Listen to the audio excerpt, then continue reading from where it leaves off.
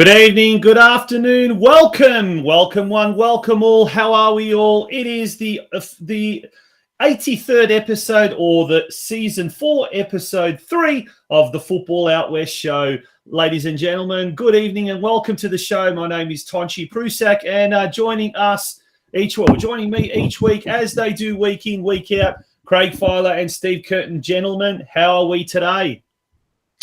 Yeah, very good. Thanks, mate. I actually haven't just got home from an NPL ground like I had last week, so pretty happy to spend enjoying the afternoon watching that big preliminary final in the A-League Women's and seeing Victory get through there. And then the newsbreaker, Rayman, with a bit of late changes to the Socceroos squad, just being informed of recently. So lots to keep up on at the moment. So we'll do our best to keep up tonight. How are you, Tonch?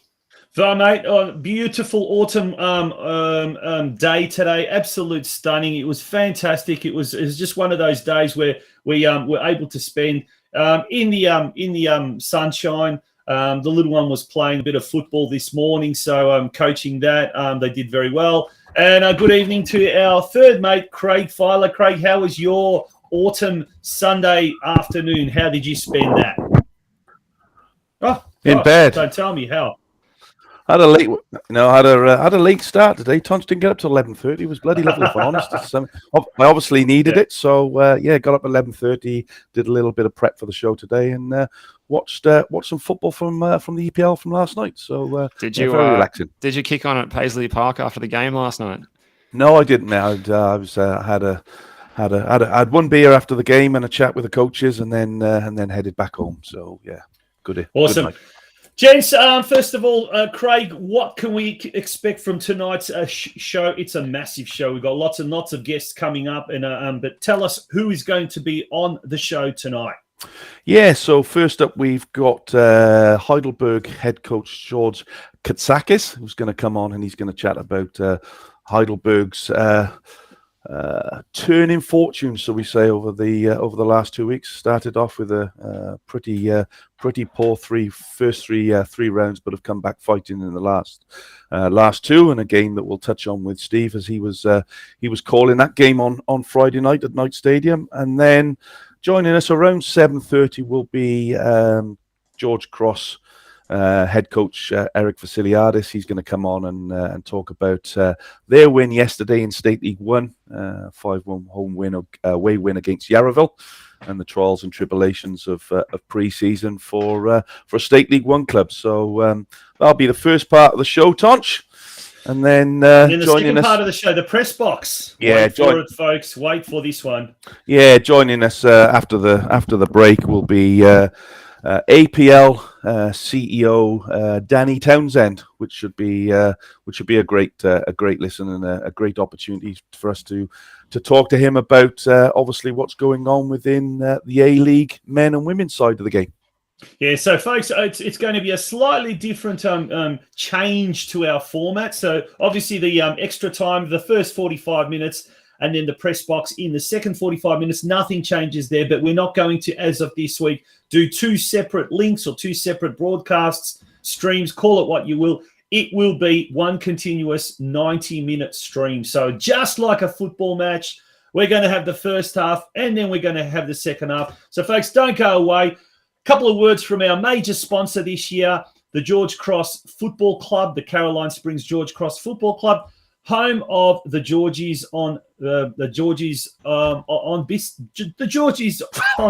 Bistro. That's a bit of a tongue tie. Apologies there. Don't go away, folks. We'll be right back. Authentic Maltese cuisine at Georgie's on Vista in the heart of Fraser Rise.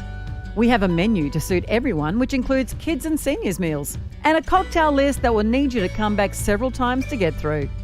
Our specialty nights are a big hit. Tuesday is $20 Palmer night with a selection of Palmers to choose from. Kids eat free Wednesday night. With every paid adult meal, you get one free kids meal. Thursday is Maltese night. Check out the Maltese specials on our specials board. And Friday night we have happy hour between 5:30 to 6:30 p.m. Be sure to book your table to avoid disappointment. Bookings can be made via our website, georgiesonvista.com.au. See you at Georgie's on Vista, You'll find us at Caroline Springs, George Cross.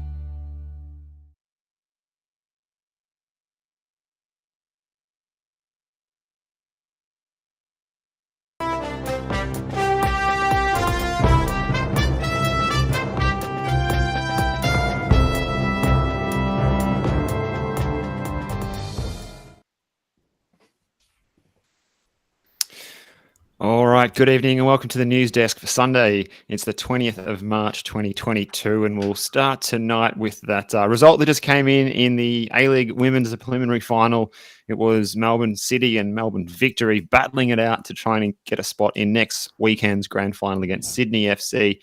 And as you can see on the screen there, 3-1 to the Melbourne Victory, who came in with high on confidence and a bit of good form as well in the last couple of games, at least, having gotten over Adelaide in the previous elimination final last week. Certainly the spirits were high, and Melbourne City without Musa Barbieri and Tyler J. Vlanic, who were both sent off last week in their previous match against Sydney FC, lacking a bit of experience perhaps there and couldn't get the job done. And it was a really good performance from Alex Chidiac in this one. And if she's not selected in the Matilda squad for the upcoming friendlies against New Zealand, well, something's wrong, I think. Yeah, we'll be talking a lot about this, the fixture next week, the grand final, the A-League Women's Grand Final next week with our guest later on in the show, and that is the APL CEO, the Australian Professional League's CEO, Danny Townsend. He'll be joining us in the second half around about 7:45 p.m. tonight. But Craig, the two heavyweights of the A-League Women's competition, as it is now known, no longer the W League, Melbourne Victory and Sydney FC, they'll square off in the big blue women's version, I suppose, next week in the grand final. Yeah, it should be a cracking game. As I said a couple of weeks ago, we watched. I was lucky enough to watch Melbourne Victory play Sydney up at City Vista a few weeks ago in a game. It was very entertaining. Two very, very good footballing sides, and yeah, it should be a good game next Sunday, as we say, in the preliminary final or in the final. In the final, yeah.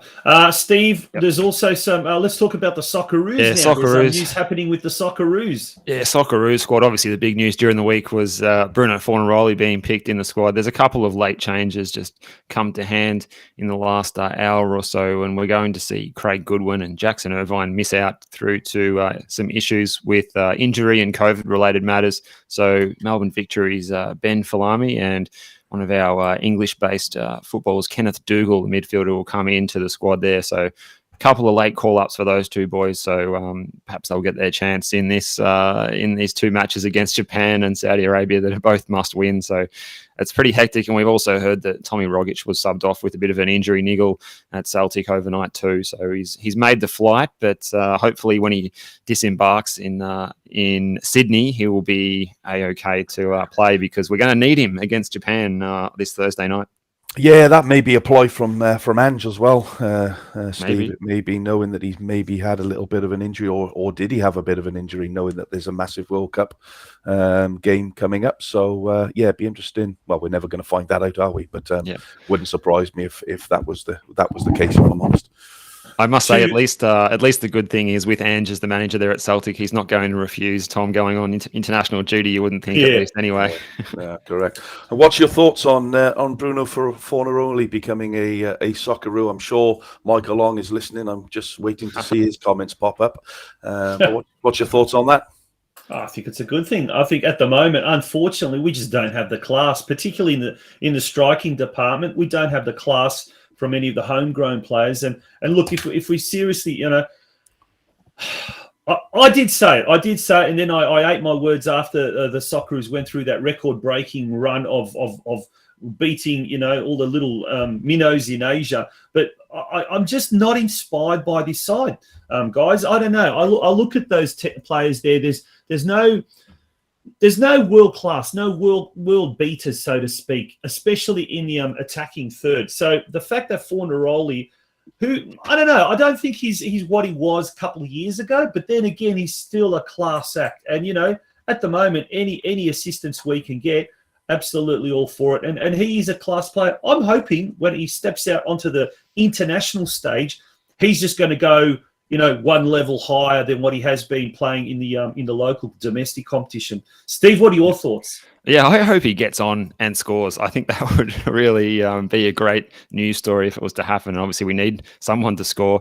It's a shame. Obviously, Adam Taggart would be the man who would lead the line. And he's the one player that we've got that can really play in that genuine number 9 role. He might not score goals, but when he's playing, he's bringing the wingers into the game and we're creating goal-scoring opportunities. Since he's been out, we haven't looked too good.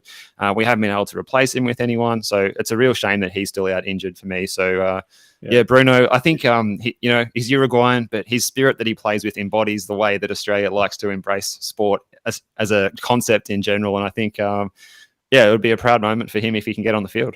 It is a big selection. Craig, I was going to ask you, do you think he's going to be a squad player, just basically to make up the numbers in the squad? Or do you think actually Ange will look to him as being, a potent, Arsenal or attacking Arsenal in his tool belt? Yeah, if you just pop up that squad back up on the screen there, Tonch. You've got. Look, I think he will be part of it. He wouldn't. I don't think they'll bring anybody in just for the sake of bringing people in. I think he will get a chance. I think he's now got to prove he's better than what we have, and if that's the case, I think any coach in their right mind would play somebody if it's better than what you have. You've got Nick Agostino's come into the squad. I think that's a positive for Australian football. I think he's performed really well for Victory this year when needed to. You've got Marco Tilio, another youngster that impressed, didn't he, through the World Cup, through the Olympics. Absolutely. You've got Tommy Rodgick, you've got Jamie McLaren. Our Mabil coming back in too. We've been without him for a little while, and having him back in is encouraging. If he's feeling fit and confident, he can cause a bit of havoc sometimes. Yeah, look, I think that's about as best squad as they can get. It's as we said, as Steve said, it's must win games. They can't afford to slip up, otherwise they're not going to the World Cup. So it's really important that they do the work on the training pitch and come out fighting. Yeah, absolutely, 100%. Two very, very important games there over the and we'll just get rid of that banner at the bottom. There you go. The Socceroos versus Japan, the 24th of March, and that's Wednesday? Is that right? Thursday? No, Thursday night. Yep, Thursday night, and then the big one, Saudi Arabia against Socceroos. Well, that one won't be at all big if they don't take the 3 points against Japan. So two crucial games coming up for the Socceroos over the next 10 days, I suppose. Gosh, already almost the end of March. Moving along, guys. Nike FC Cup action. There's been a ton of games being played this afternoon. Now, one of the big results is Geelong Rangers, who are making their debut in State League 3. Came up against State League 1 side Keilor Park, and it was I think it was 1-1 after, 0-0 after extra time, after regulation time, 1-1 after extra time, and then it went 4-1 on penalties. Now that's a huge result there, huge upset. Have we got any other scores, Craig? Have we got any other scores from some of the other games played around? Yeah, we have, and they're still flickering through. We've got my man Brenton Ray on the case. I'm sure as the evening goes on, they'll be coming through. But North Geelong Warriors, Tonch, club close to your heart, 11-0 winners against Yarra Jets. That's a huge win for the club, and some good news out of that club this week is they've accepted a spot in the North Division 1 Northwest, which means their under-18s will be playing in the reserves. So that's another great step forward for North Geelong. Excellent. Yeah, how it works, I think the background to that is that they were in State 3 last year, won 8 games out of 8 matches when COVID then hit. And there's been quite a few in the State 2, and obviously they would have got promoted to State 2, but then there's a lot of State 2 teams that are unable to field reserve teams. So in State 1 women's competition, you have to have a reserve team. Now, there are a lot of State 2 teams that only have one team or are unable to field 2 teams, so that kind of rules them out. So in North Geelong's case, they've managed to jump effectively 2 divisions in 1 year. So they will now be, looks like fighting it out in State 1 this year. Yeah, good on them. Yeah, it's Good amazing on result him. there. Back to the night cup. Hoppers Crossing lost at home 5-4, I think it was, to Elwood City. Galaxy United winners 5-2 over Clifton Hills. What else we got? Sky United against Doveton 5-0 to the away side, and then it's I think Melbourne Knights lost 4-0. Did they lose 4-0 or win 4-0? I can't. It doesn't come up on the screen here, but I thought they lost. Oh no, they won. Yeah. They actually won 4-0. So against Casey. Yep. Casey. So there's the results are still coming in. Like I said, we got Preston 9-2 over Melbourne Uni. Essendon Royals 8-1 over Faulkner. Yep. And still a few other results still coming in. Still some games in progress at the moment, as well as a couple of 6:30 kickoffs, and there's some 7 p.m. kickoffs, including matches at South Yarra against Eltham, which is actually being hosted by Eltham, the away side, and Lara United hosting Caroline Springs George Cross. That game is underway, 17 minutes into the match. If you're at any of these games, send us through your scores. Yeah, we're hoping to get some progress scores from the Lara United Caroline Springs George Cross one. But speaking of Caroline Springs George Cross, a little later on in the extra time show, we will be talking to the coach, Eric Vassiliadis, as Craig mentioned just before. We'll be talking to him, and that will be on shortly. But in the meantime, we've got our first guest about to come on, and he's the Heidelberg United coach, George KATSAKIS. Steve, run us through this, and here we go. There's George. George, how you doing? Good evening, gents. How are we? Very good, mate. Very good. Great to have you on the show. Thank you for joining us. Now, Steve, you were out at Knight Stadium on Friday night. A big win to Heidelberg United, 4-0. Take us through that game and how you saw it as a commentator. Oh, Steve's frozen there. By the looks of it. He did say he was having a bit of nightmare with his internet. even turned his lights on, didn't he, to try and get a better internet connection. Oh, it's a little bit of an in-house joke. He goes, "I've got one bar of on my internet here. Hang on, let me just turn on the lights." Like that was going to do anything. But George, just in terms of the game, Steve will be back on obviously shortly. Fantastic win for you guys up at Knight Stadium. Really turned the corner over the last 2 weeks after a sorry start to the first 3 games, I think, from a Heidelberg standpoint. What's I suppose first and foremost, what's been the turnaround, and talk us through the win on Friday night. Yeah, look, I think sometimes when you're branded, as one of the teams that's always up there, the pressure gets to you, and it certainly did in the first 2 or 3 rounds of this year's competition. And we failed to forget that we had quite a few boys on our injury list. People like Brendan White, who of course is one of the leading goalkeepers in the league, if not around the country. Joshua Pinn, we've lost over the last couple of weeks. Ruben Way, the list goes on. But without making any excuses, it's always a transition as well, coming from a COVID season into a season that we're expected to do well, being the reigning champions still, and trying to get a new team together. So there's been a lot of variables. However, we found ourselves conceding many goals, and that was definitely playing on my mind. And we had to do something to fix that, and that's exactly what we did. We decided to go a little bit more defensive, make sure that we stop leaking goals. And whilst you're not leaking goals, you have every opportunity, score a goal or two, and then possibly win the game. And that's the attitude we've had of late. We spoke about it with the group. There was a decision made to change our mentality in terms of not conceding, and giving ourselves every opportunity to win a game. And the last 2 weeks have been phenomenal. Obviously for people that were at Summer Street watching us against Melbourne Knights, I thought it was a great performance by the lads. We executed our plan to a T. We took the most of every opportunity that came about, and we found ourselves winning convincingly. Yeah, well, Steve, you were at that game. How did you see it? Yeah, one of the standout performers for us was the returning Luka Ninkovic, who put in a really good shift. We thought he'd line up in more of a number 10 position, but he ended up causing a real handful for the Knights central defenders, and his physicality and aerial ability was a real feature of this match, and he was just a real handful for the Knights players. What did you make of his game there?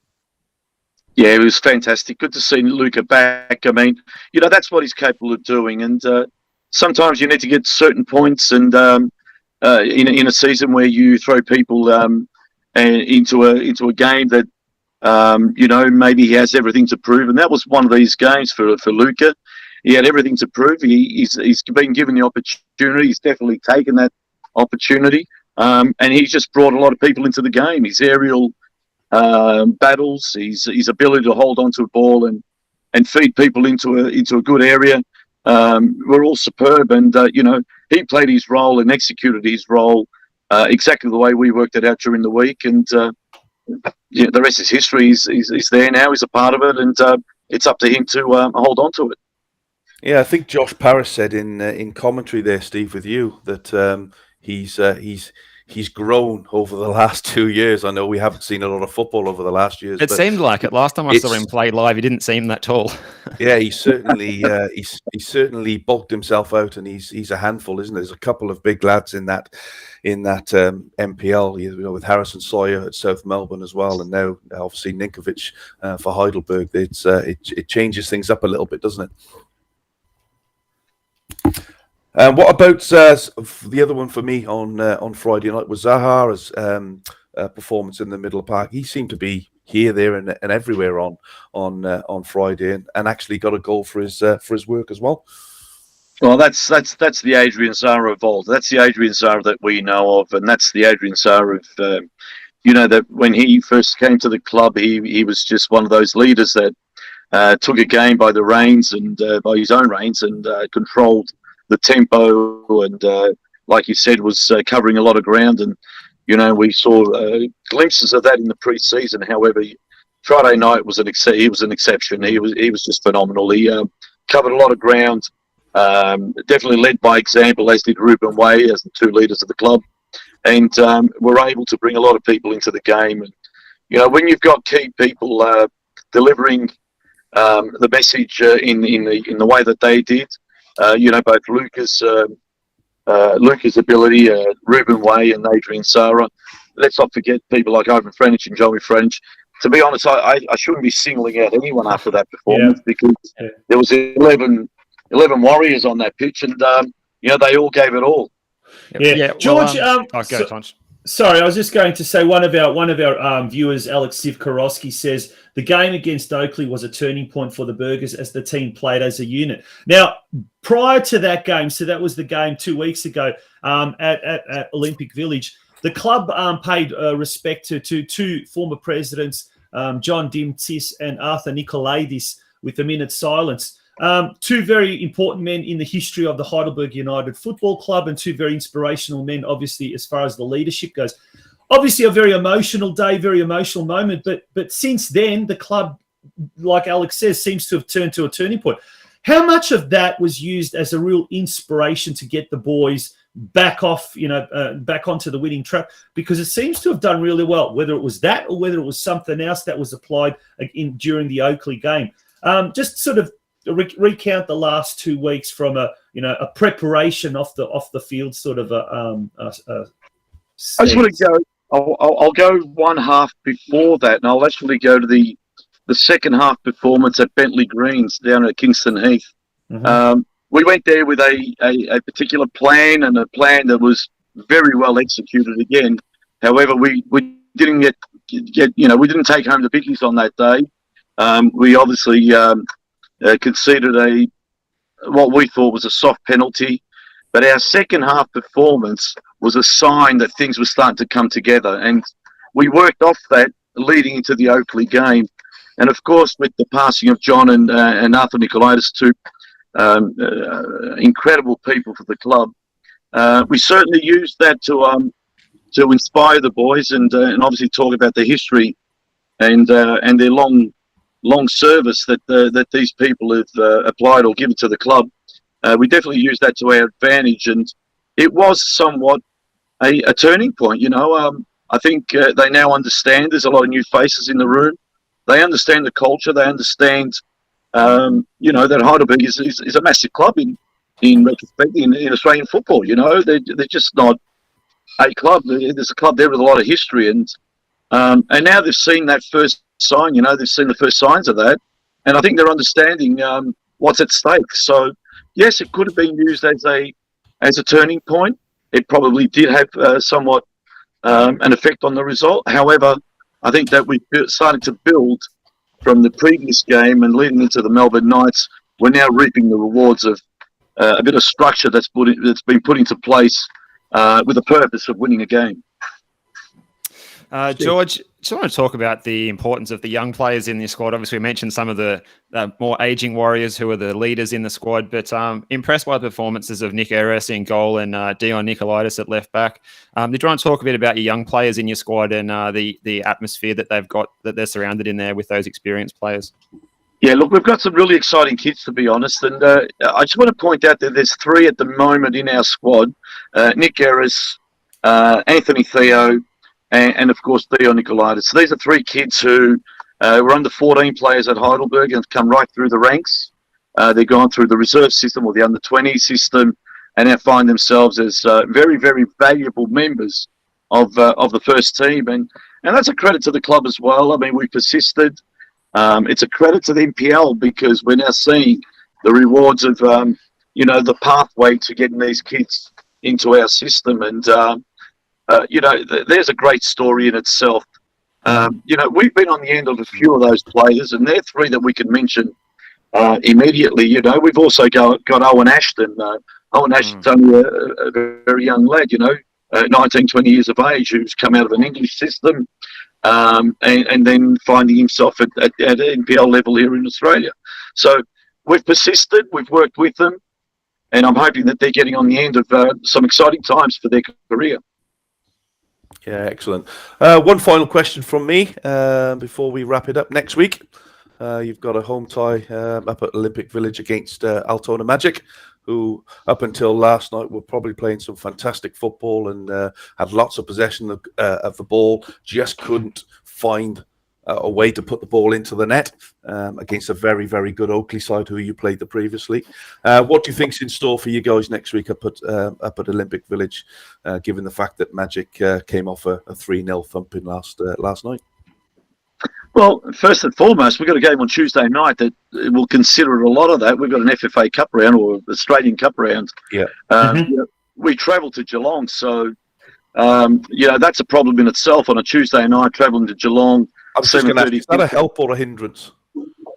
Yeah, look, sometimes it could benefit. However, we're fortunate to have a good squad of 20 people. And I know we've got a few injuries at the moment, but we'll definitely rotate. And, that's our first challenge. And considering what happens at that result, then we'll bring on the next question, which takes us into Altona Magic. So, every game's a cup tie at the moment. It's a cup final for everyone, coming off the COVID and everything else. People are treating every game as a grand final. So we're going to take each week as it comes, or each game as it comes, to be quite honest. That game against Geelong, that's on Tuesday night. So 7:30 p.m. kickoff at Stead Park. Geelong Soccer Club hosting Heidelberg United. Sorry to cut you off, George. And then And then next Sunday at 3 p.m, you're at home to Altona Magic at Olympic Village. So, yeah, as you said, 2 very crucial games coming up in the next 7 days. I watched Altona last night. I was at the game. And, there's some very positive signs there for Altona. And I think that you can't, underestimate any team in this league. And the results speak for itself. Everyone's possible of taking points off anyone. So we're going to have to be, on our game. We're going to have to be well-structured again. And go in there with a purpose. Absolutely. George, we're going to have to let you go. Unfortunately, we've got a heap of news to get through, and we've also got another guest in Eric VASSILIADIS coming on from Caroline Springs, George Cross. But, mate, all the very best. Thank you for joining us and wishing you all the best for the season ahead. Thanks, James. Thanks very much. All the best, George. Thanks, mate. Absolute pleasure. That's George KATSAKIS. From Heidelberg United. Gents, let's quickly whiz through NPL 2 and NPL 3. before we then go on to State League football and our next guest in Eric Vassiliadis from Caroline Springs George Cross. Steve, the results, let's go through some of those results in NPL 2.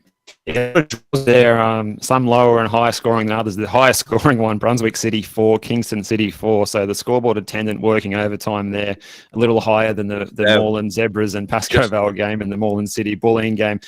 Wins, Northcote City at home got the 2-0 win over North Geelong. Jerry Salados on the score sheet in that one. Goulburn Valley Suns and Manningham United Blues 0-0 there. And Werribee City, they got the win, I believe, against Langwarrin.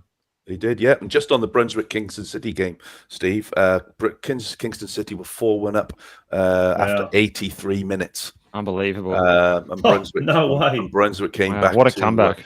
I think if I'm right, Kingston City took their centre back off to save him for the cup game against Pascoe Vale on Tuesday evening. The cup's subsequent 7 or 8 minutes, they conceded 3 goals and ended up drawing the game 4-4. Ouch. Yeah, okay. Craig, whilst we've got you there, let's move on to NPL 3. And they are the results from the weekend. Let's go through those games. Yeah, a big scoring game Friday night. Box Hill against Springvale White Eagles, 5-1 to the home side. A bit of a shock, this one for me. But having said that, there's been a bit change of obviously personnel up at Ballarat City, and they come off with a very, very good 1-0 win against Geelong Soccer Club. Melbourne victory 1-1 with Whittlesea Rangers. The big one in NPL 3 was obviously the North Sunshine Preston, which had an attendance of well over 2,000 people. Big crowd there at a small venue. Yeah, and 2-1 to Preston. Melbourne City 1-1 versus Doveton, and this afternoon's game up at City Rista Reserve ended in a 2-0 win for Western United against Nunawading. Yeah, Christian Fiahara's on the score sheet there for Western United in that one. Michael Ong is saying 3-0. Yeah, 3-0 is mine. I've got 3 as well. Yep. Apologies. Yep. That might have been a progress score someone had submitted. It may well have been. Very quickly moving back to the NPL. So looking at the NPL ladder, Steve, you want to take us through the NPL ladder? Just after round 5. Yeah, just very quickly, we'll get South Melbourne still 5 from 5. They're looking very good as things start to sort themselves out. Avondale probably where we expect them to be, and Port Melbourne Sharks are a high flying side at the moment. Oakley Cannons look like a finals side at the moment, and Green Gully St Albans still doing well there in 6th place, and then the rest battling it out for those spots in the top 6. Okay, Craig, you bring us up to date with what awaits in round 6. Yes, starting next Friday, Dandenong Thunder against Dandenong City. What a game that'll be down at George Andrews Reserve. I'm sure that'll be they get a hell of a crowd down there, but I think there might be a bigger crowd than usual for that one. Oakley Cannons take on Port Melbourne Sharks. I spoke to Chris Taylor last evening, and he's very buoyant after the last couple of weeks, and that should be a cracker of a game again down at Jack Edwards Reserve. Eastern Lions against Avondale. Green Gully against South Melbourne, which is being played up at Ballarat Regional facility, which I think, Steve, you may be involved in that game. May or may not be, but I think it'll be a good match. Why is it being played in Ballarat, James? Green Gully renews their surface with winter grass leading into the cooler months of the year, so their pitch is not available. Right. And it's amazing because we were there a couple of weeks ago and it was immaculate. It was like it's like carpet. Hume City, very much in need of a win, struggling there at the bottom. Obviously conceded 5 goals on Friday night against South Melbourne. They're at home to Bentley Greens.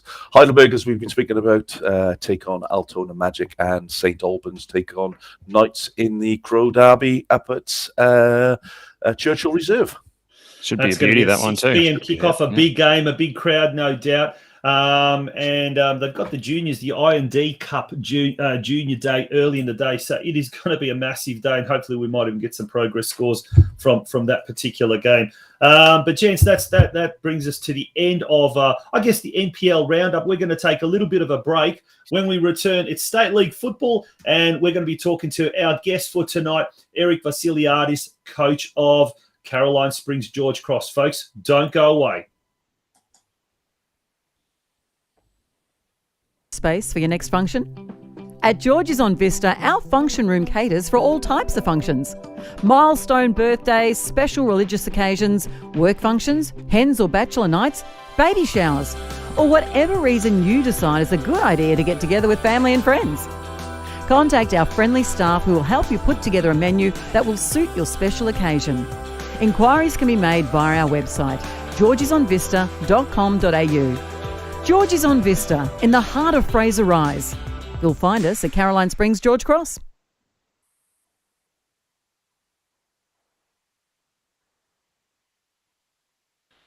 Welcome back to the Football Out West show. It's episode 83, or if you like, season 4, episode 3. And we've got it's time now, gentlemen, to talk State League football. The start of the State League competitions kicked off over the weekend. And we've got our first guest with regard to that, Caroline Springs, George Cross head coach, Eric VASSILIADIS. Eric, welcome to the Football Out West show. How are you?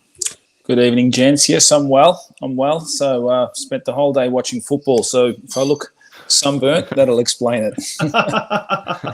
It is. Isn't the weather absolutely amazing? Like I don't know about you guys, but autumn for me is the absolute best time of the year.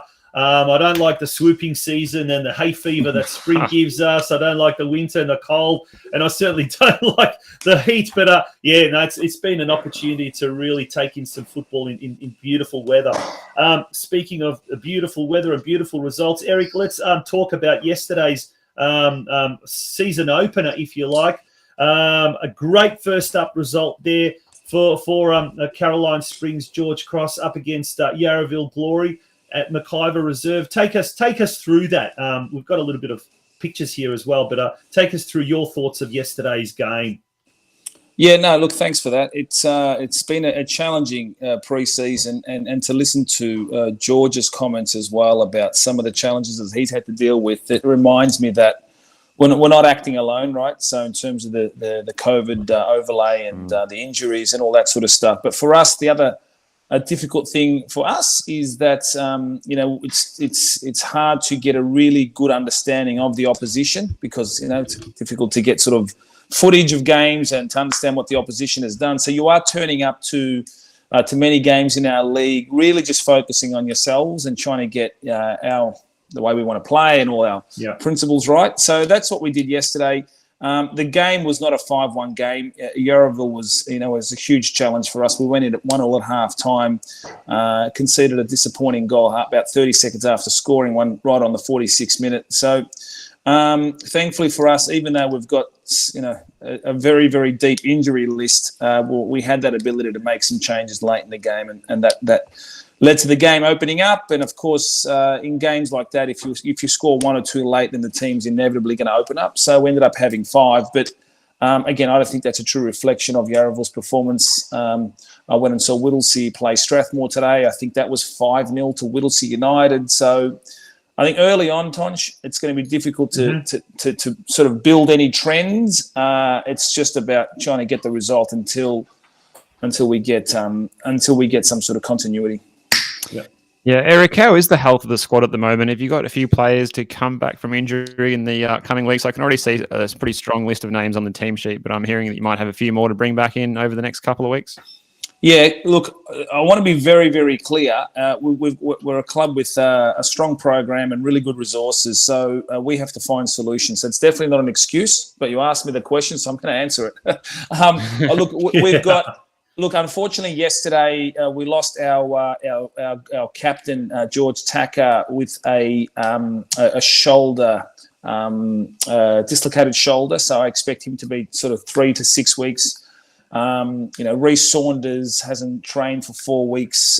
Yesterday we probably lost Jay Hart, one of our new signings, with an ankle late in the game. Abdullah Akud, not available, hasn't trained for 3 weeks. John McGuigan out for probably 6 weeks. Morgan Filer has been out for, I'd say, almost 75% of the pre-season, and probably still at least a couple, 2 or 3 weeks away. So realistically, 6 incredibly talented players that would have played significant football for us. So that's the injury list. The health of the squad, the boys put in an incredible performance yesterday, because I worked out today that almost 10 of them had interrupted pre-seasons. So it is a challenge for us. So I'm hugely proud of their output. considering about 4 of them weren't supposed to play full games, but they had to. So, mate, it's hard out there. But I just know that's across the board. Many other clubs are facing the same issue. And just on that as well, how hard was it playing in those hot conditions yesterday? When I was out and about yesterday watching some footy, and it was super hot just watching on the sidelines. I can't imagine being out there for a 3 o'clock kickoff yesterday and feeling too well afterwards. I think you'd be pretty knackered. Yeah, no, you're right. But we knew that. So, again, we tried to do the stuff we can do to give the boys a little bit of a heads up around adjusting your warm-up or keeping them hydrated and all that sort of stuff. But it was actually a nice it's a great little facility out there at Yarraville, so full credit to them. They put on a great show. The ground was in very good nick. But, the cliche, it was hot for both teams, and thankfully for us, we got it done. Yeah. Eric, moving on to next week. Now, before we do move on, in fact, the Caroline Springs George Cross women are in action as we speak against Lara United. We've got the Caroline Springs president, Mark Sultana, who's down there. We've also got Kylie Grisbeck, who's a counsellor, and her husband is involved with Lara United, who's actually going to be one of our special guests on tomorrow night's Geelong Region Soccer Show podcast, Steve. She's also sent through a progress score. At the moment, it's 0-0, and we've gone almost the first half has been played down there. But moving along to next week, tough game, Eric, against Essendon Royals. That's at City Vista Reserve on Saturday night at 5:30 p.m. But in the meantime, Royals have an Australia Cup game against NPL2 outfit Moreland Zebras this Tuesday. So that's going to be a tough game. How do you think that's going to affect their preparation for Saturday's game against you guys? Or will it? Look, my understanding is that their FFA Cup game is on the 29th. So I think it's a Tuesday after our game. That's my understanding. I hope it's not. I hope they play this Tuesday. And then I hope they play again this Thursday. Actually. Yeah, yep. And then Friday. Yeah, that's right. Yep. But I'm pretty sure there was two FFA Cup window weeks you could choose, and Tuesday the 29th. Yep. It is. Yeah. Yep. My apologies. I would have. Will that affect the way they kind of approach next Saturday's game? Do you think? Zero chance. I think there's they would have the exact same mentality as us, and that was that. Look, they're at a big club. They want to do well in the Australia Cup, but the league is the priority. I think both clubs have got very strong junior pathway programs. They're both NPL juniors. I think they understand the significance of getting promoted. So I believe there's zero chance they're going to be not focused on this game. They obviously beat us 2 weeks ago at home, 2-1 in the Australia Cup. So it's just one of those situations where football throws these things at you. So we get another chance to redeem ourselves, but I'm sure they learned a bunch of stuff about us. But we're looking forward to it. Like I said, our boys have had an interrupted pre-season. So to get sort of 90 minutes under their belt means that we'll probably be one step ahead from what we were last time. But it's going to be an absolute cracker, mate. So I hope we can get our supporters down there. 5:30 on a Saturday. It's just going to be an absolute belter. And it's going to be a massive day on Saturday. There's going to be the 75th anniversary President's Luncheon. And that kicks off at that's going to be between 1:30 and 4:30, 3-course meal. Tickets needed to have been purchased by Friday. But if you're still interested, you can contact the club there. There's Joyce. You can book your tickets on 7021-0555. So it promises to be a huge day, and no doubt it's going to attract a very, very good crowd. Eric, we look forward to speaking with you throughout the year. Wishing you all the very best for the season ahead, and thanks very much for coming on the show tonight. No worries, guys. Thanks for having me on. Have a great night. Absolutely. You too, Eric. Thank you. That's Eric Vassiliadis, and he obviously from Caroline Springs George Cross. There's Craig. Craig's back with us now. Gents, let's go very, very quickly through some of the results on opening day of State 1. We're almost out of time, but Steve, I'll let you have a look at the Northwest Division, and then Craig, you can go through the Southeast Division. Steve, over to you first. Yeah, sure. So Santino Mamone, very happy with the boys from Cryo getting a point on the road at the fancied Brimbank Stallions. As we mentioned, George is getting a good win there at Yarraville. 1-1 between and Altona. Essendon Royals getting the win over the fancied Banyule City. Keilor Park with a good 2-0 win over Sydenham Park. Maybe two of the teams that could be at the pointy end. at the end of the season, and Whittlesea and Strathmore shared the points without any goals scored in Northwest. We'll move along to the South and East Division there. Yeah, still waiting for a few results to come through on that one, but I suppose the big one there: Warrigal United 10, Mazenide FC 0. That's a tough opening game. That's a massive result. That is, yeah. That's a bad. Were they promoted? Were they newly promoted, or what's the go there? They really copped a shellacking. Yeah, not you. It's not what you want. Don't follow the Southeast League as much. Not too sure. Yeah, no. Mornington Soccer Club. George Crosswood played them in the last pre-season friendly down there at Dallas Brooks Park. 3-1 win over Richmond. South Springvale 5, Bentley United Cobras 1, Casey Comets 0, Fitzroy City 3, and still waiting for the Beaumaris and Malvern City games to come through. But yeah, that's the Southeast, Tonch. Yeah, so some big games happening next week. As we mentioned, Caroline Springs, George Cross taking on Essendon Royals. Santino Mamone, who's very, very much a very active member of our forum and in the comments section. His team, Coria, takes on Yarraville Glory. Sydenham Park at home to Whittlesea United. They're the pick of the action in the Northwest round. Gents, we've run out of time. We haven't even had a chance to go through some of the lower divisions. But in weeks to come, we hope to get maybe a guest in the State 2 or State 3 or State 4, whatever the case may be, even State 5. Yeah, certainly will hopefully we'll cover as much as we can over the next few weeks. That brings us to the end of our opening 45 minutes. It's time for a little bit of a halftime break. And when we say halftime break, less than a minute. Because straight after this, Craig, what's on the press box? Yeah, we've got APL CEO, Mr. Danny Townsend, joining us. Folks, do not go away. It's a big one coming up over the next 45 minutes.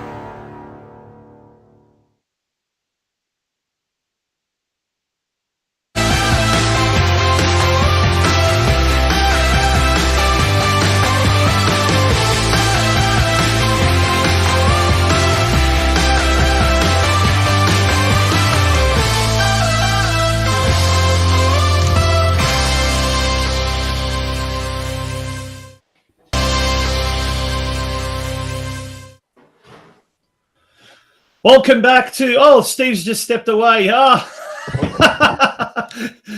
back. That wasn't a whole minute, was it? That was about 40 seconds. It was a minute. He quickly stepped away to try and get, I guess, what was it? Maybe it was to turn the lights on. He was resetting this internet connection. Yeah. Folks, welcome back to the Football Out West show. We are now into the second half. It's now known as the press box. And, we've got a big guest coming up very, very shortly. The Australian Professional League's CEO, Danny Townsend, will be joining us. A man who's got some great footballing credentials, sporting credentials, and indeed a business acumen second to none. And he will be joining us very shortly. But, folks, a big shout out to our major sponsor for this year, Caroline Springs George Cross. We are very, very thankful of their support in season 2022. And whilst we're at it, Caroline Springs George Cross women are playing Lara United women in a Nike FC Cup game down in Geelong as we speak, which is quite an unusual time. And it is half time as we speak, 0-0, thanks to the president Mark Sultana, who's a man of many abilities. Not only is he watching the game down there, but he's also tuning into this show. So cheerio to Mark Sultana, sending us the results there as well. Guys, don't go away.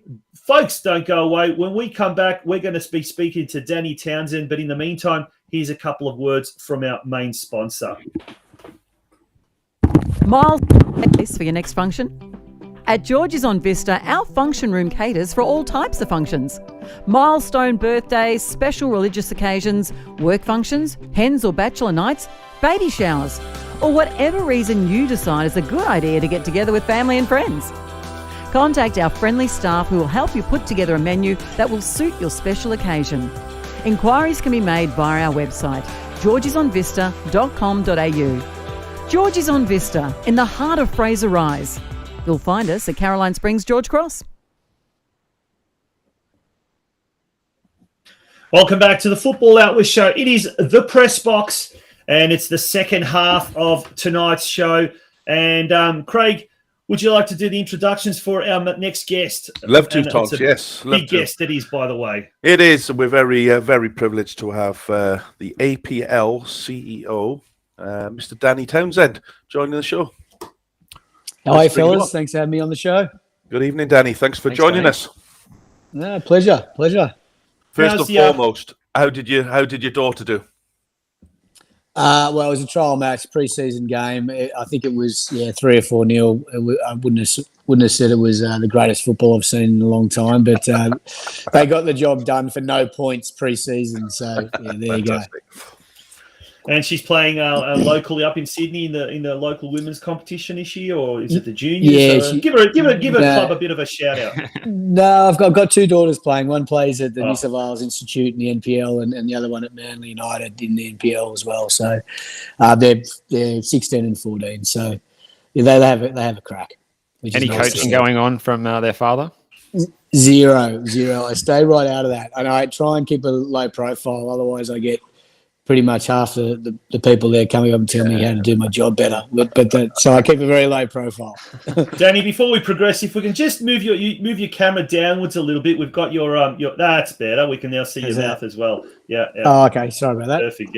Yeah. No, that's all right. All good, mate. Now speaking about women's football, we saw today preliminary final. And we now have the two finalists of the A-League women's competition next week. Melbourne Victory taking on Sydney FC. The Big Blue for the women. It's just as no doubt intense as for the men. And tell us a little bit about all the preparations for next week's A-League women's grand final. Yeah, it's like a typical grand final week. You've got two big rivals, as you said, the Big Blue there. It's the same grand final as last year. Sydney FC's obviously won the Premier's Plate this year and did the same last year. And Victory got the championship last season in I think it was the 120th minute goal. It was a thriller. And we've got the same teams matching up again this Sunday at Jubilee Oval in Sydney at 4:05 p.m. So should be another blockbuster. And Danny, what's the feeling up there in Sydney? You've got the new stadium coming along soon. Everyone must be in good spirits with that coming up soon.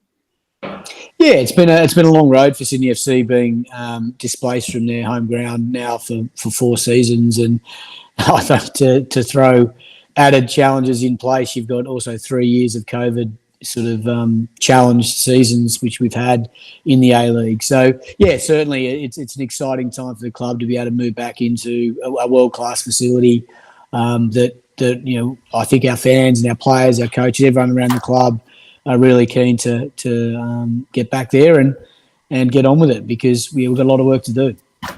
Yeah, Danny. Let's talk about yourself. You are an ex-footballer. You actually played in the old National Soccer League.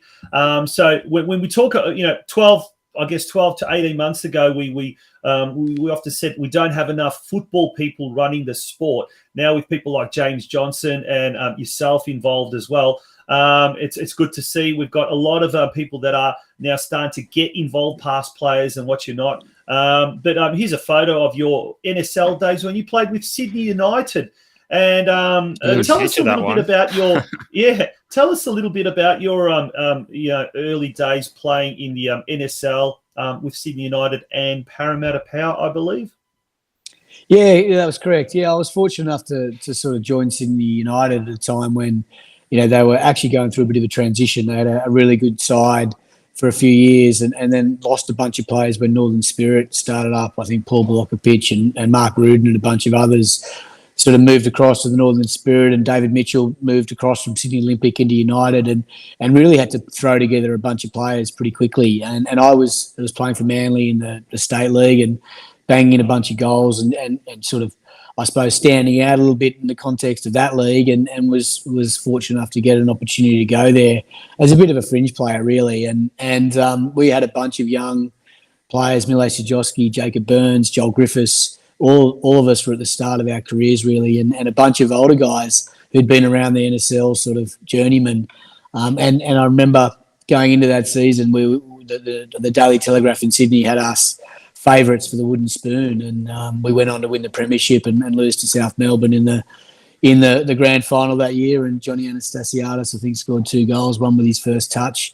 But it was just an amazing sort of year for me to sort of move into that level of football and have the experience I had at that time was really something I've always cherished. And despite losing that grand final, winning the premiership was something that group of people never forget. And we still, a lot of those guys are still in football, and you bump into them from time to time. And we have a bit of a chuckle about that experience. But yeah, I didn't have a long career. I had a bit of an issue with my knee very early on, before my NSL career, that I knew I had, and our doctors had given me the word that I was not going to have a long career. I had to make hay while the sun shined. I'd played 2 or 3 seasons there in the NSL, and then I had to call it quits because of my knee issue. And in a sort of serendipitous sort of way, it allowed me to get on with my life and forge out a business career that allowed me to come full circle and get back into football later in life.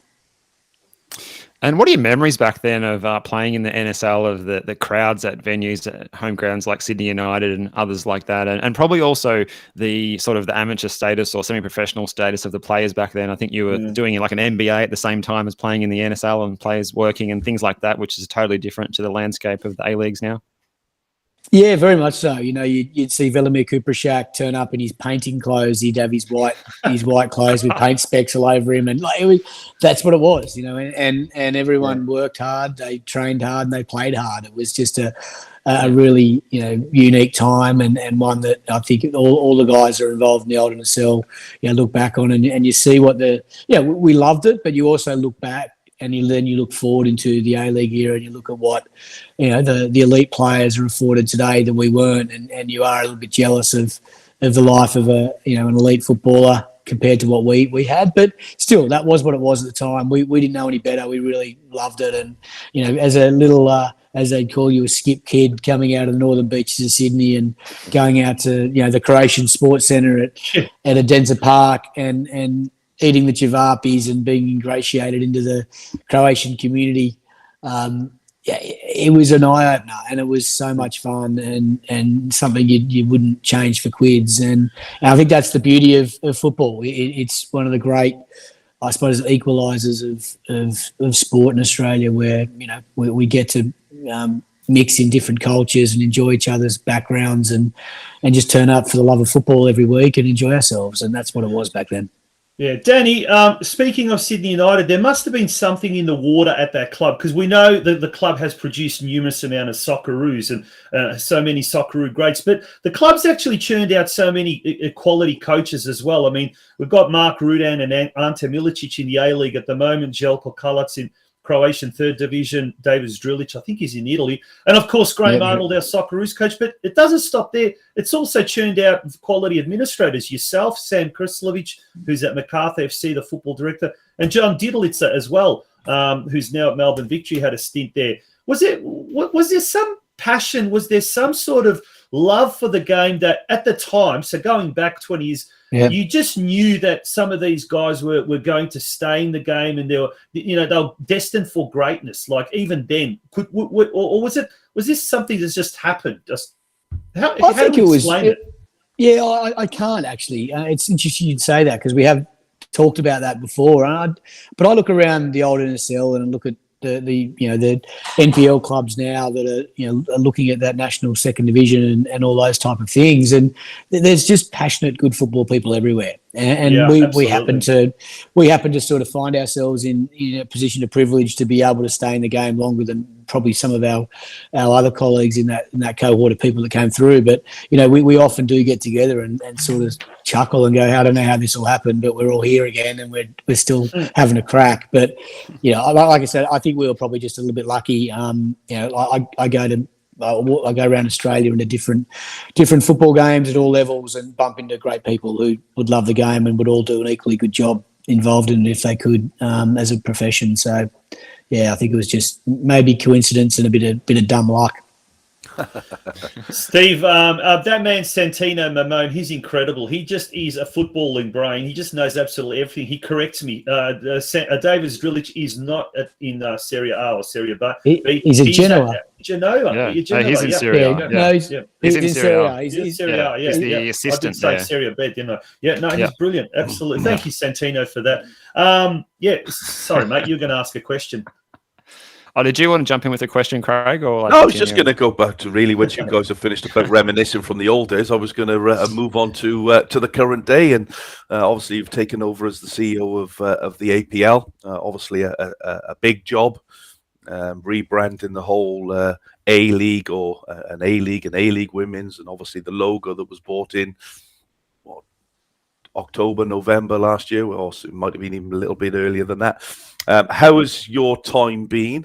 There's the logo there. Do you want to explain to the listeners, Danny, a little bit about that logo and how that came about? Yeah, I think, look, we were. Look, I'm not big on branding, to be honest. It was more about, we needed to signal change. We'd been a part of the Football Australia framework since the inception of the league, and the whole unbundling was really about charting a course that was different, and that starts with your brand, and we obviously went about a process of rebranding it, but look, at the end of the day, the branding for me is probably secondary to what you've got to go and do with that brand and with all of this, the amazing brands that sit below that. Because the way I look at things is that I don't bump into people in the street that go, I'm a massive fan of the A League. They're a massive fan of Melbourne Victory, a massive fan of Adelaide United or Perth Glory or Sydney FC. And the league needed to sort of signal change. So that was what the branding was about. There was a lot of work we put into the rebranding of the women's competition and the deliberation over, do we move away from the W League and really focus on bringing all the leagues under that one A League banner. And that was probably where most of the work went into, and most of the research and consultation with people to go, well, how important is the W League as a name to football fans, and if we moved away from it in the interests of equality, how would that be viewed? And I think overwhelmingly it was clear that I think everyone knew that having A representing Australia, A class, A quality, and being connected to the men's game, and W being a reference to the first letter of their gender, probably wasn't something I wanted to explain to my kids in 10 years from now as to why that was the case. So we had to rip the Band-Aid off. We did it for all the right reasons. I think it was well received. Yeah, I think it really was, and it's put the pressure on other codes like the AFL now, and I've even seen season launches from some of the AFL clubs to having to say AFL women's and AFL men's now, even if the leagues haven't actually adopted it as a formal title yet. Yeah. So it's already putting the pressure on those divisions, and it seems like a good move. A couple of people maybe questioned it at the start, but above all, it's been adopted by everyone, I think, now, and it's a very positive change. Just on that, heading forward, we've got that A-League Women's Grand Final this weekend coming up. Very exciting. What's the future for the A-League Women's for the coming seasons? Are we likely to see a longer season in the coming years? Oh, look, absolutely. That's the focus for us, is to how do we get to that sort of home and away at a minimum, and ultimately a mirror image of what we have for the A-League men. But it's a little bit more complex than just simply changing it. There's a lot of discussion that's required with the FA around the domestic match calendar and how we orientate that with the NPL, because a lot of the girls are playing in both NPL and A-League women, but equally then how we orientate ourselves with the international leagues. The NWSL, as an example, in the US has always been great for us to be able to play a season that allows our players and their players to cross over into each league and play 12 months a year and play the sort of 30-odd plus games you need to play as a pro athlete to get to the levels you need to get to. So it's a real complex process that we're working through, but I think the North Star for us is getting to that, and I'm sure we'll get there. The challenge, I suppose, is how soon we get there. But, we've already, in our first 6 months of being in control, we brought in Wellington Phoenix to make it a 10-team competition. We expanded the season by a couple of rounds. We expanded the final series by another weekend. And we're introducing the Western United and Central Coast Mariners into the next season. So, we're making moves. Now's the time to do it. We're fortunate to have a Women's World Cup on our doorstep next year, which we want to make sure we get out ahead of. I think with all these type of things, you can't let opportunity wash you over and then try and chase it. I think our view is we want to get ahead of it and have it sort of, really, I suppose, shine a light on what we're doing here domestically in football, and hopefully that attracts other players to want to come and play in this competition into the future. Yeah, I said earlier on there, Danny, before you came on here at the start of the show, that I was lucky enough to watch the Sydney United and Melbourne Victory game at City Vista Reserve. Sydney FC and Victory a few weeks ago, and the standard of football was fantastic. The atmosphere was superb there, nice tight ground, but the some of the football that was played was fantastic. And I have to say, I've not watched a lot of the A-League Women's for no particular reason, but I was really entrenched in that game of just how good some of those players were on the night. It's interesting, right? As a football fan, and I try and manage the game as a football fan first, and I often enjoy watching the A-League women more than I do the men sometimes, but just because they throw caution to win, they're far less structured than the men. Quite often, it's probably a criticism sometimes of the league that teams don't want to lose, so they set up not to lose, and if they can win, great, but they don't lose. Whereas in the women's game, it's helter skelter, and there's some great skill. There's some mistakes, and that's also fine. That's what makes it so interesting and so compelling. So I'm a big fan of the female game, even though as you said earlier, I've got two daughters, so I've got to say that. But I genuinely do, love watching the A-League women, and I'm really looking forward to the grand final on Sunday. Awesome. We're speaking with Danny Townsend. He's the CEO of the Australian Professional Leagues. Danny, we're going to take a short break and then we'll come back with you if you don't mind that. Got a couple of words from our main sponsors. Folks, don't go away. You're tuning into the Football Out West show. We'll be right back in a sec. Special religious occasions, work functions, hens or bachelor nights, baby showers, or whatever reason you decide is a good idea to get together with family and friends. Contact our friendly staff who will help you put together a menu that will suit your special occasion. Inquiries can be made via our website, georgesonvista.com.au. George's on Vista, in the heart of Fraser Rise. You'll find us at Caroline Springs, George Cross. Fraser Rise. You'll find us at Caroline Springs, George Cross.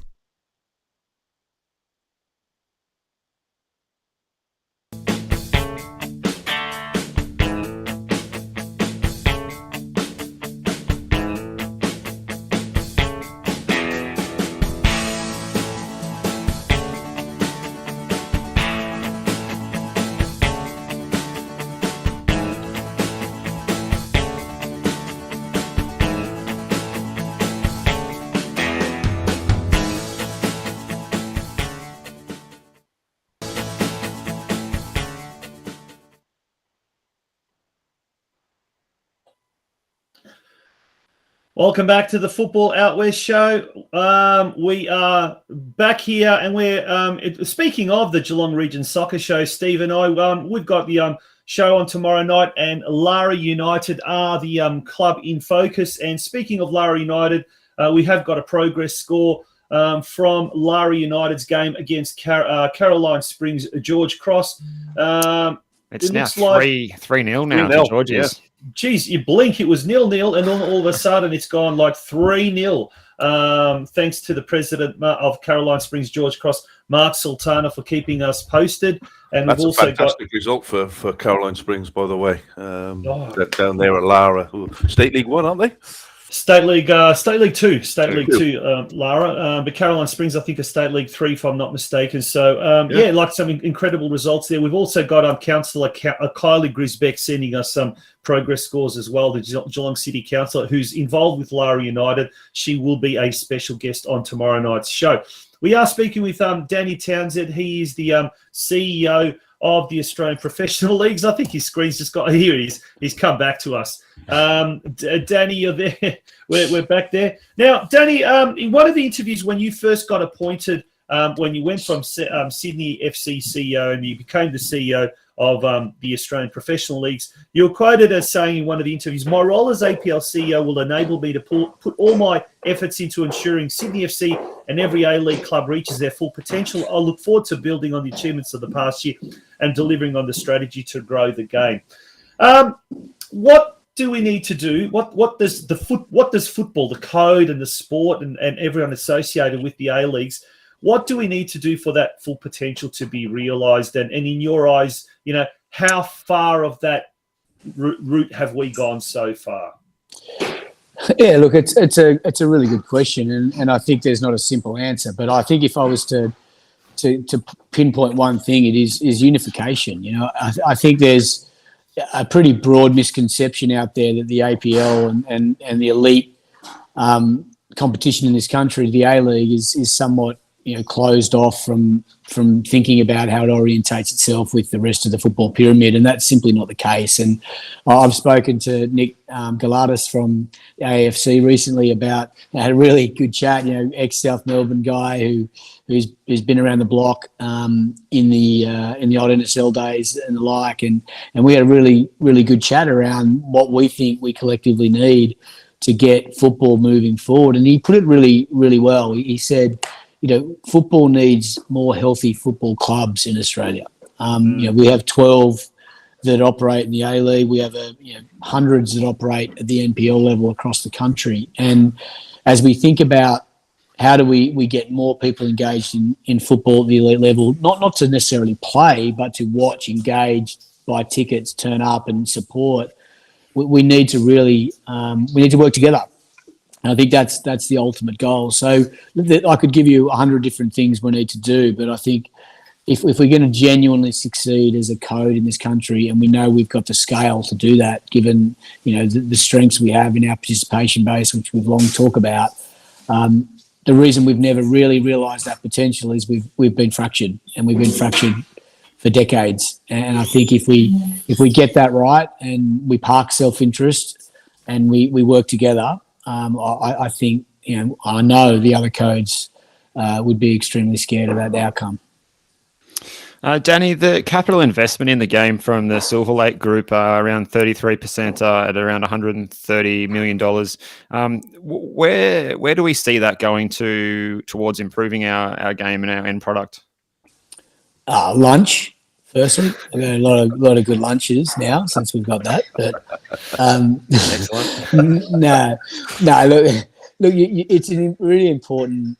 I think that's our biggest opportunity and our biggest risk, right? We've gone and raised capital from a fantastic, sophisticated investor who invests in some of the. I could list 10 of their investments that would be household names in each of your homes. So they're all digital focused, and I think the opportunity we have is to deploy that capital to grow the game. The risk we have is we waste it. So we've got to be really careful on how we deploy it. But we've got a really strong strategy that not only Silver Lake bought into, but Channel 10 and Viacom CBS bought into. Isuzu Ute, Liberty, who are our two major partners of our two competitions, bought into, and a bunch of other corporates that have really got in behind the A-League since we've taken over. They bought into that strategy. Have we realised the potential of that strategy yet? No. Are we going to? Absolutely. And how are we going to do that? We're going to deploy the capital effectively to grow the professional game. And that's going to be through a raft of investments in the A-League itself, whether that be marquee players, more advertising, more promotion, that list goes on. But then we've got the investment we're making in the digital infrastructure, which is Keep Up. We've launched an MVP there, which is early days. It's I think about 15% of the functionality that we'll ultimately have when it realises its full potential. And then there's other things in the football economy that we'll invest in that will all be about driving a better customer experience for football people, whether they be participants, coaches, volunteers, administrators, fans, wherever you are in that football economy or ecosystem in Australia. We want to serve them well because I think they haven't been served well to date. There's a range of different things, but lots to do, but we've got to be careful in how we deploy the money.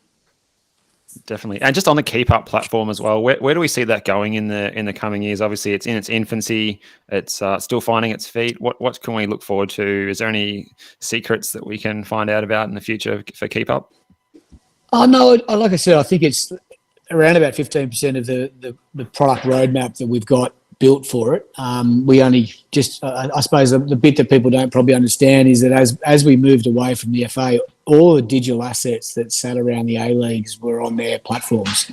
So aleague.com, wleague.com, all those digital assets were taken away.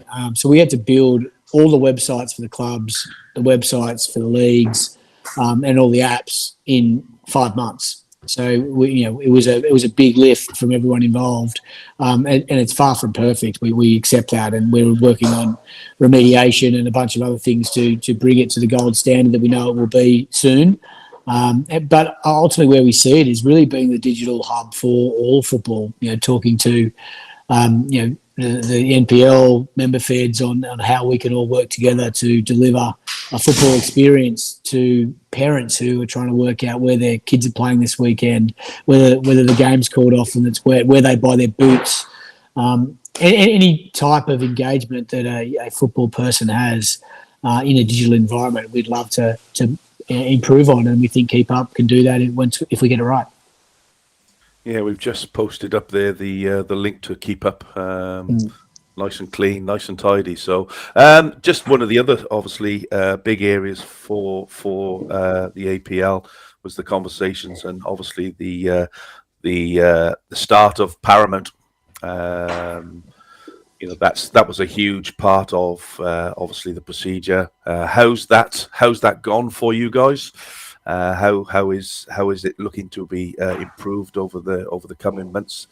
Years to become obviously the platform. Streaming is everything now. We had Foxtel for many years, paid through the roof for it, but now you can stream all your channels. So that's obviously the way it's going to go. Where do you see it improving over the next, like I said, months or years, Danny? Yeah, it's got a lot of work to do, and it's in its infancy, as you said. It was an interesting one when we did the deal with Viacom CBS. Our first conversations were about Channel 10 until Paramount Plus became a thing. When we first started talking to them, they were not in a position to launch their streaming service in this country. But it gathered momentum during our negotiation and became quite a key pillar of that negotiation. And look, I think you could go back over time and look at the launch of Optus Sport when I think they missed a World Cup as a consequence of trying to stand up a sports streaming platform. I know KO's invested a huge amount of money and done a fantastic job. It's a great product. And Stan Sport, when they took on rugby, was challenged for the best part of a season as well. And I think the misconception really is that if you can stream, episodes of Beverly Hills 90210, you can suddenly you're showing your age now, mate. Sorry, mate. Sorry. Help me out here, boys. Brandon and Brenda. I can read that. It's okay. There you go. I should stick to Paramount Plus content. Yeah, 1883 or Gilded Age. Standing up an episodic entertainment streaming service is relatively easy. And I say that, in comparison. Standing up live sport and being able to deliver it in the way a customer or a football fan or a sports fan expects is really hard. And, pausing, rewinding, going forward, watching mini matches quickly after games, highlights, like the demand on that type of tech for a sports fan compared to someone who just wants to watch episodes of a drama series whenever they feel like they want to watch them are very, very different things. And Paramount Plus globally was built to serve that fan, that consumer who just wanted to watch a drama series or an action movie Whereas we try to insert, or collectively we try to insert, live football experiences into that same platform, sort of square peg in round hole type of stuff. And when you look at what Paramount Plus is in the US, it has live sports. There's Premier League. It has a bunch of other US content. And that interface is a very different one to the one we have in Australia. We sit on the global stack. The US has a US stack. Between now and the start of the next season, you'll find that the Australian platform will transition into a global stack, which will be the best of both, which we're confident and will be a world-class experience. So this year is certainly not what we think is up to the standard we expect here for our fans in Australia, and we've got some ideas on how we can make good on that over the next couple of months. So you just watch this space. And is that are we expecting also the quality of the production and all of that to then go up as it's sort of fed out to a global audience as well? Yeah, it's a good point. Yeah, we took on production this year. If you go back to the Foxtel arrangement, they essentially gave us a check. We played football. They produced the content. They put it to air. They distributed it. They did all the other stuff. We felt that this was an opportunity for APL to take a better control on the product that goes to air. We're never going to own the distribution channel. Well, I say never, not in the next sort of 5 years, but beyond that, maybe. But at the moment, we wanted to make sure we could build a better football product for our viewers. The challenge we had was that when you stand up a new production facility and you put it on a new streaming service, getting pitches to air is hard, let alone innovating on the quality of the broadcast. So we've got some, we've hired Richard Bayless, who masterminded Optus Sports content platform, and not from a tech perspective, but from a content perspective. I think he's the best in the business. We hired him for a reason. He's frustrated because he's just focused on getting 90 minutes of football to air and not really getting beyond that into some of the more creative ways we can present the game. But once we've, I think we're over that hump now and moving into the next season, certainly we're going to have a lot more focus on just creating some fantastic content and surfacing it well through a great platform. Absolutely. Content is king. Gents, anyone else have got a question? I've got one, but if someone else I'll jump in with one more. Active fans, obviously the lifeblood of our game. They're what attracts us and brings the atmosphere. What's being done in the future to try and get them back to those levels? Obviously, we had 18,000 people at a derby here in Melbourne last night, which is encouraging. Do you think we're heading in the right track, and what more can we do to improve that side of things? 15,000 wasn't it? Look, it's been difficult this year just because of the Omicron peak in January, which is typically when our season peaks crowd-wise. So, we basically lost a huge amount of momentum in the season when that happened. I think when you look back to, I think it's 26-odd thousand to start the season in Sydney. It was a great night. Everyone was buoyant. Then all of a sudden we got whacked in the head with COVID and the Omicron situation peaked. So, what's been encouraging is seeing the Victory actives come back in significant numbers. They've had a tough couple of years. Sydney's been challenged by being displaced from its home ground, as we talked about earlier on. That club gets back into its new home facility in the next season. So I think, active support is a really key focus of APL. When we look at, and coming from a club perspective rather than an administrator, we know how important they are to our product. It is so differentiating. When I bring mates of mine who are rugby fans or AFL fans to A-League matches, they don't watch the match. They watch the actives. And it was interesting. The other night I had a session with the Cove to really get into the weeds on what they think and what got them engaged in the first place. And we had like 7 or 8 people on there who were all very different in age, very different in experience. Now they got into the Cove, and every one of them had the same starting point. They came to an A-League game as a fan of football, but not necessarily a fan of Sydney FC. But they spent the whole game wanting to be down that end with the active support. And then the next game they went to, they're in the thick of it and they've never looked back. So it is a magnetic type of an experience for football fans who are that way inclined. And we've got to make sure we remove any inhibitor for people to go to active support. And that could be whether it be ourselves as the people that run the competition, whether that be the stadium security that are operating in the environment, or whether it be the police. And we've got to be responsible. We've got to work with all those stakeholders to make it easy, because the minute you make it hard, people will find something else to do. So that's the focus. Mm-hmm. Yeah, one last question from me, Danny. We've seen in World Cup campaigns past how vital in the commercial sense, as well as the overall sports sense, qualification for the Socceroos is for the World Cup. And look, with next year, with the Women's World Cup being hosted here in Australia, we're hoping that that's going to give the women's side of things a massive boost. But how important, we've got the Socceroos in action this week and next week, two very, very important games. And we spoke at length about those two games at the top of the show. How important is it from a commercial sense for the health of the sport and for the health of the A-League for the Socceroos to qualify for Qatar later this year? It's uber critical. We all know how important it is to play in World Cups. We all probably on this pod grew up not having that, every 4 years, because we didn't qualify in a lot of those years.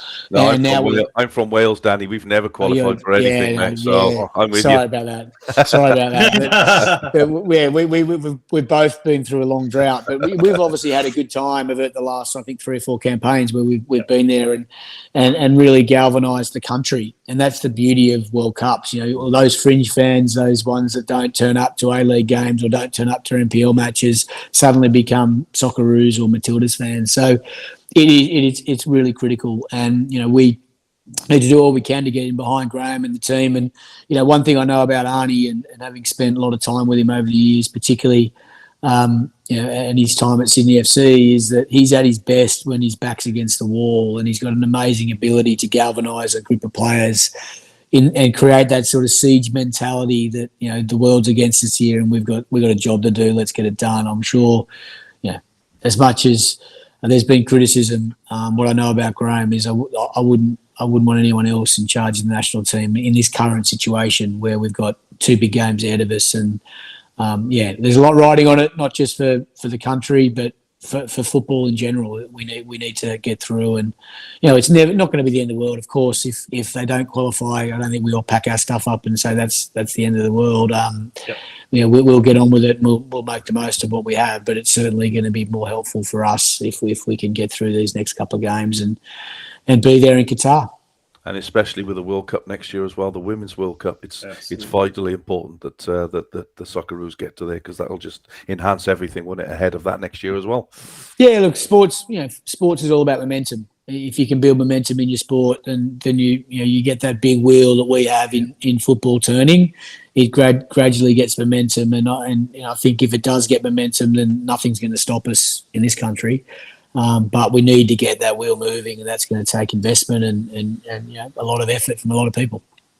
Good on you. Danny, thank you very much for joining us here on the Football Out West show. We really, really appreciate it. Unfortunately, we're out of time. The referee's about to blow his whistle for the full 90 minutes. But wishing you all the very, very best with the in your role as the APL CEO and also the A-League. And that starts with a lot of important games this week leading up to next weekend, and it's the A-League Women's Grand Final next week. So we hope to get you back on the program again, maybe a little later on in the year, and see how things are progressing. No, thanks, guys. Really appreciate you having me on, and thank you for taking the time to do what you guys do. It's important that we have guys like you guys covering our game and doing good things and keeping our fans engaged. We need more of it. So thanks for all the work you do. Absolutely. Good on you. Thanks, Danny. Good on you. Thanks, fellas. That was Danny Townsend, the CEO of the Australian Professional Leagues. Gents, there is a progress score. It is still 3-0 in favour of Caroline Springs George Cross down at Lara United in the Nike FC Cup round 3 clash down there. That brings us to the end of our show. Yep. Progress score in the A-League men's: Wanderers 0, Adelaide United 0 in the 67th minute. So I might go and watch the end of that one now, maybe. There we go. Gents, we will look for a big week big weekend next weekend. Lots of action happening midweek as well. It's all happening. Thank you for being a part of tonight's show. Craig, look forward to your company next Sunday. Looking forward to it, guys. Have a great week. Enjoy your football wherever you're watching it, and stay safe. You Absolutely. too, Craig. Steve, yourself and myself will be back Indeed. tomorrow night at 8 p.m. for the Geelong Region Soccer Show. We've got Kylie Grisbeck and Ryan Horrocks from the Lara United Football Club. Plus, we've probably got quite a fair few little interesting bits of news and what that's happening down there as well. So whatever. And then yourself and Josip on Wednesday night for the Oz Crow Show as well. Yeah, that's going to be a huge one. Previewing the Western Suburbs NPL derby, the Croatian derby between St Albans and the Melbourne Knights. And we hope to have John Didlitzer, the Melbourne Victory football director, who is next Saturday appearing at the Brimbank Writers Festival. And how good he will is be that? promoting That's isn't it great? I mean, it's more and more of our sport becoming mainstream, and he'll be promoting his book Football Belongs, which is an absolute awesome read. If anyone has had an opportunity to read it, if you haven't, I think it's 8 games that have changed the course of Australian football history and indeed Australian history in many ways. So it is an absolutely awesome book, Football Belongs. Yeah, so a lot happening this week. Guys, good night, and look forward to your company tomorrow and next week. Stay Thank safe. you. Good night. Good on you.